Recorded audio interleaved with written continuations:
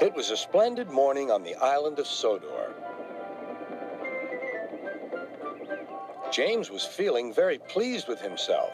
His red paint gleamed in the sunshine as he sped along the line. He reached the junction just as Percy puffed in with some freight cars. James was surprised to see him. What are you doing here, Percy? You should be at the station by now. I know, sighed Percy. These cars have been troublesome all morning. That's no excuse, Percy. Nothing should stop us. Sir Topham Hatt relies on us to be on time. Now, if you'll excuse me, I'll be on my way. And James puffed importantly away.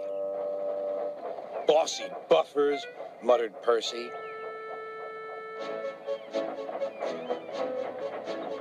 James arrived at the harbor. It was market day. The harbor yard was filled with the sweet smell of fruit from faraway lands. The fruit was delivered in big ships. James watched as strawberries, oranges, melons, and bananas were carefully loaded onto his cars. Then he set off for the station on the main line.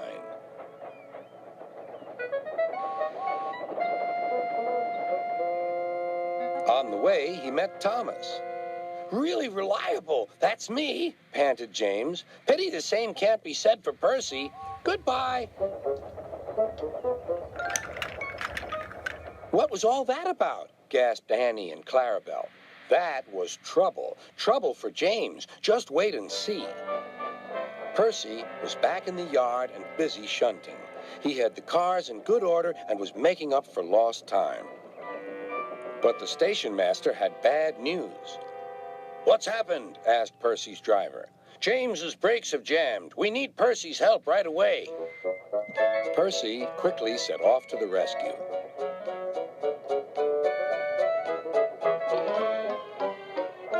James was stuck on the line and looking glum. Percy couldn't help laughing. Got yourself in a bit of a jam, eh, James? A sticky situation?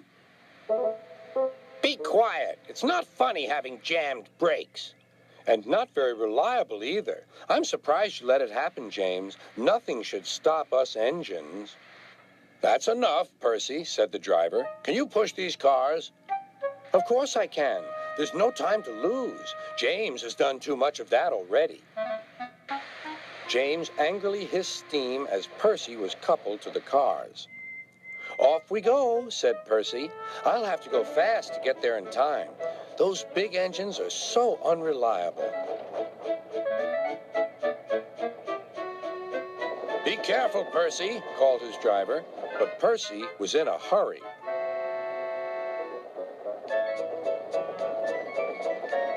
He didn't see that the switch had failed and that he had been diverted into a siding. Look out, Percy, shouted his driver, and applied the brakes, but it was too late.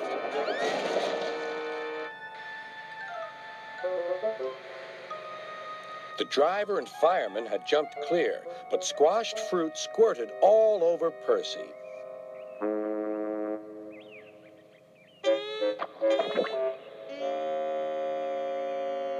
Sir Topham Hatt arrived.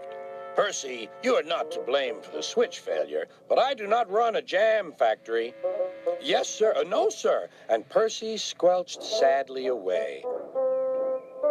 That night, the shed was silent. James and Percy felt very sorry for themselves. At last, Thomas spoke.